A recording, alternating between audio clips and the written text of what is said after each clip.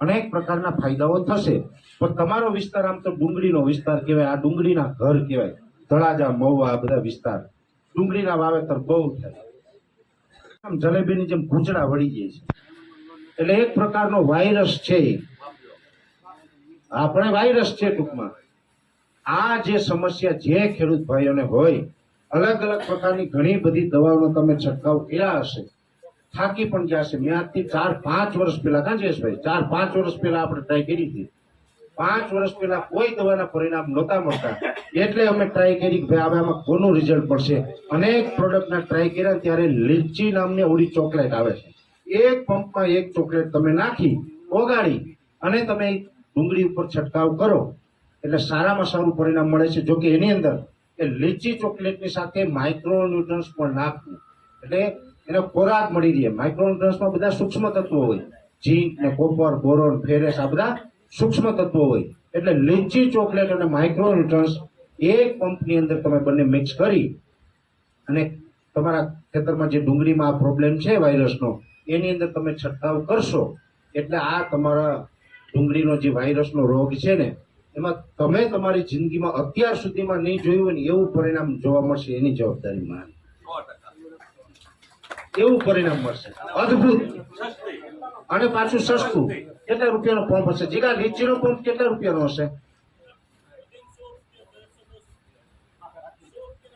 100 રૂપિયાની આસપાસ એક પંપનો ખર્ચ છે.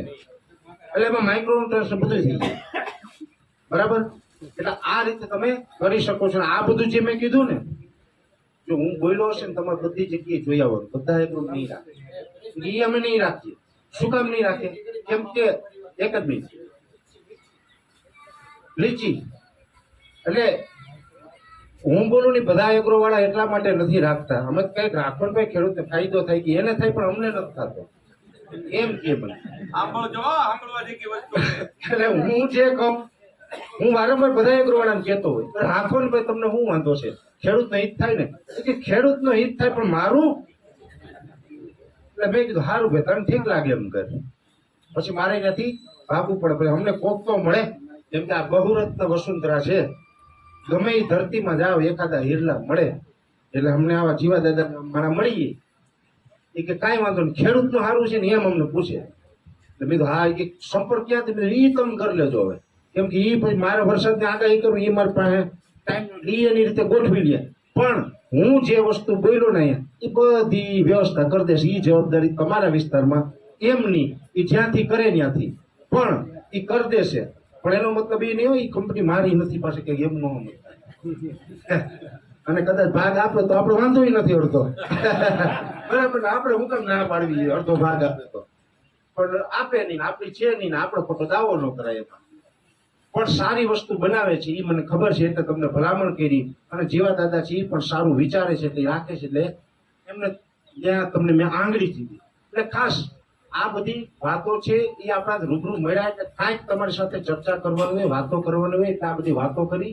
બાકી આજનો એજન્ડા એ કોઈ એવો હતો ને. હા, એક અપીલ કરવાની હતી કે મેં આપને કીધું એમ કે જેટલી જમીન છે એમાંથી 5-10% જમીનમાં પણ ધીમે ધીમે આપણે ઝેર મુક્ત છીએ, સ્ટેપ બાય સ્ટેપ જવું પડશે. આપણે જઈએ એવો પ્રયત્ન બધાએ ચોક્કસથી કરવાનો છે. એમાં જ્યાં અટકો ત્યાં, જ્યાં જરૂર પડે ત્યાં તમે ખાલી એક અવાજ મારજો કે અમે બધા આ કર્યું છે ઝેર મુક્ત ખેતીનું. અહીંયા હવે અમારે થોડીક માહિતી ઘટે છે, માહિતીની જરૂર છે.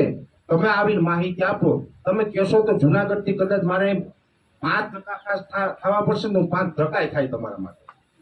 અને એ કદાચ 5 કે 25% ખાય, મારો કોઈ ચાર્જ નથી. એમાં ક્યાંય મૂંઝાતા નહીં. આપણો કોઈ ચાર્જ નથી. ઘરના ડીઝલ પેટ્રોલ અમે બારીને તમને આવીને માહિતી આપશું. પણ તમે એક વખત ઝેર મુક્ત ખેતીમાં આગળ વધો.